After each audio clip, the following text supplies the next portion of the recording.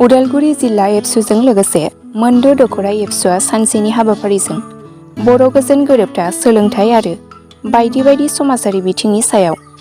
BICC रौता सारियालियाव जर'खा सावराय जथुम हाबाफारि लायो। बेखेवगिरि महरै बाहागो लायो मिरु एबसुनि बोसोनगिरि खुंख्रा सरगयारि। हाबाफारियाव बाहागो लायो मिरु एबसुनि आफादगिरि दिफेन बर', उदालगुरि जिल्ला एबसुनि आफादगिरि कर्नेलियास दैमारि आरो बाहागो लाफैनाय गुबुन गुबुन बर' माहारि आफादनि दैदेनगिरि सानसुमै आरो मोनद' दखरानि बिबानगिरि दैदेनगिरि बिथांमोनखौबो बाहागो लानायखौ नुनो मोनो। दुलाराय बर' फरायसा आफाद उदालगुरि जिल्ला कमिटि एबसु आरो सानजा उदालगुरि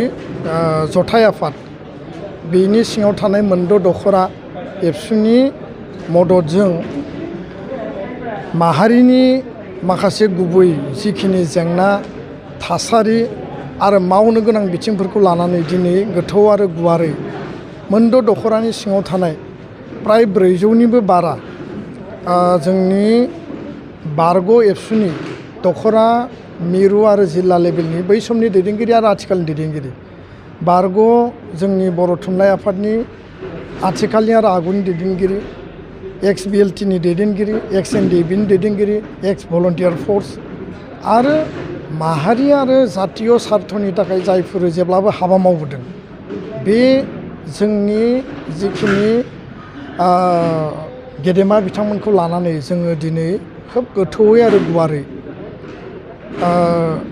माहारिया मोगा मोगि जानांनाय जेंना जेंसिफोरखौ जोङो सावरायो आरो बे सावरायनायाव जाय बिथांमोना बाहागो लाफैदों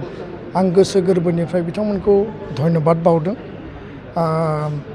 जोङो थारैनो बिथांमोनखौ बाख्नायनांगोन जे बिथांमोना सम दिहुननानै जातीय सार्थनि थाखाय दिनै जेरैबायदि मोनसे खौसेथिनि नेरसोन बा खौसेथिखौ दिनै बेयाव दिन्थिफैबाय जोंनि थाखाय माहारिनि थाखाय बे मोजां मोनसे आदर्श होननानै आं बुंनो सानो। गुबैयै BTR एकर्ड इमप्लिमेन्टेसननि बेलायाव सिमा बारायनायनि बेलायाव आरो जोंनि गामि सोसननांगौनि बेलायाव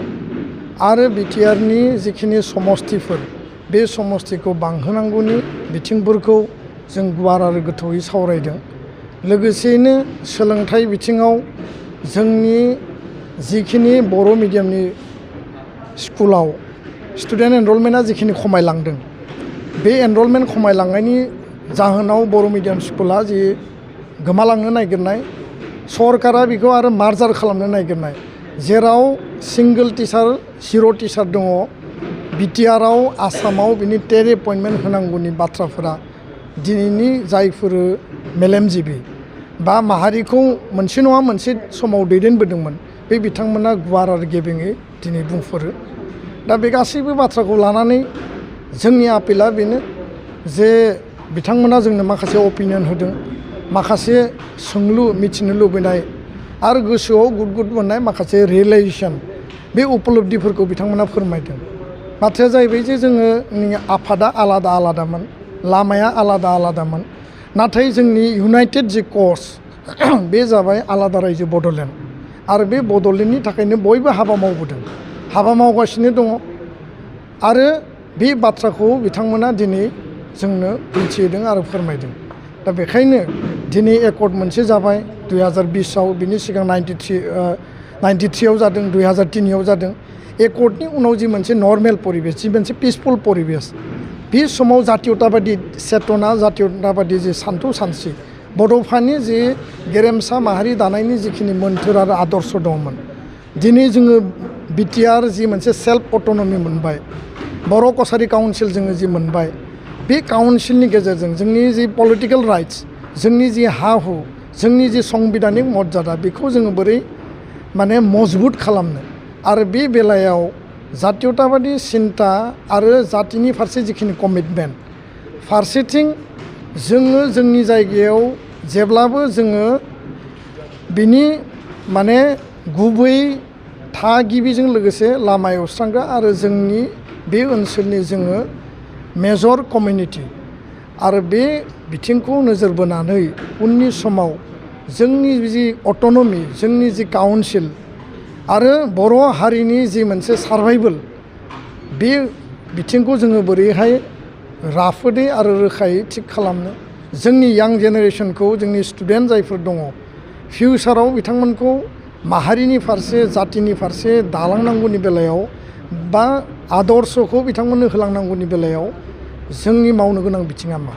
बे गासैबो बिथिंखौ जोङो गुवारै आरो गेबेङै रायलायो आरो दिनैनि बे